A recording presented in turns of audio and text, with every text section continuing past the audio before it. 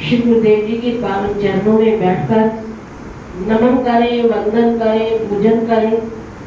और आज हम हमारे भगत श्री चूड़ीलाल जी भाटिया उनका निर्वाण दिवस मनाने के लिए आए, श्रद्धा सुमन चढ़ाने आए कि हमारे भगत जी की करनी उज्जवल नेक कि हमेशा श्री गुरु महाराज जी को मनाकर चलते आए। और हमारे चंपा बहन जी कि उनका भी विश्वास श्री गुरु महाराज जी के चरणों में अटूट था। आगे बच्चों के अंदर, बहुओं के अंदर भी ये भाव उन्होंने भरा कि हमेशा गुरु महाराज जी को मनाकर चलना है और भगत जी की याद को मना रहे हैं। कहते हैं कि जीवन तो सबके ही नाशवंत होते हैं कि जो आया है उसने जाना है, लेकिन कि हम मान किसके ऊपर करें? सतगुरुदेव के ऊपर। तो इसलिए बड़े सुंदर शब्दों के अंदर लिखा कि बदन मेरा मिट्टी का सा, श्वासें मेरी उधार है। बदन मेरा मिट्टी का और श्वासें मेरी उधार है। घमंड किस बात का करूं?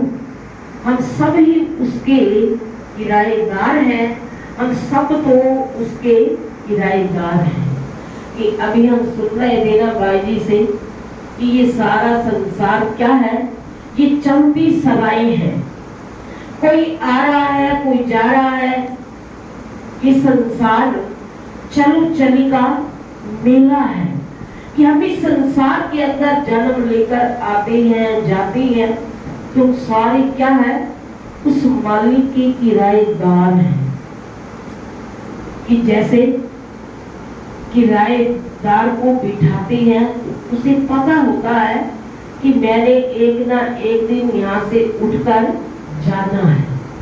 तो हमें भी अपने अंदर इस बात की सोची होनी चाहिए, विचार होना चाहिए कि हम भी उस मालिक के भेजे हुए किराएदार हैं। तो हमने भी इस संसार से एक ना एक दिन जाना है। तो हमें किसी बात के ऊपर घमंड गर्व नहीं करना चाहिए कि मैं तो हमेशा हमेशा इस संसार के अंदर जीवित रहूंगा, इस संसार के अंदर बैठा रहूंगा। नहीं, कि इतने बड़े बड़े पीर पैगंबर और या ऋषि मुनि अवतार हो गए तो वो भी चले गए। और हम तुम चीज क्या है? तो हमने झूठा माल छोड़ना है और सत्य वस्तु के साथ निश्चय करना है कि श्रीमद् भागवत महापुराण के अंदर प्रसंग यही चल रहा है कि सकाम और निष्काम भक्ति का फल। श्री कबीर भगवान बोले कि हे कल्याणी, 4 आश्रमों में गृहस्थ आश्रम धर्म बड़ा पुनीत है। कि कितने आश्रम हैं? 4। कौन कौन से? कोई बताए?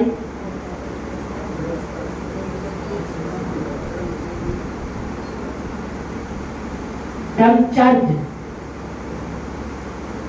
वानप्रस्थ और गृहस्थ आश्रम और संन्यास आश्रम, ये 4 आश्रम हैं कि सुनते तो हम हमेशा हैं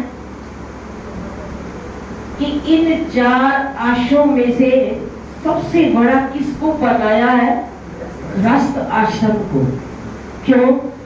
कि इसके अंदर हम दान कर बैठते हैं, पुण्य करते हैं, शुभ कर्म कमा बैठते हैं और कमाए हुए धन को अच्छी तरह लगाते हैं।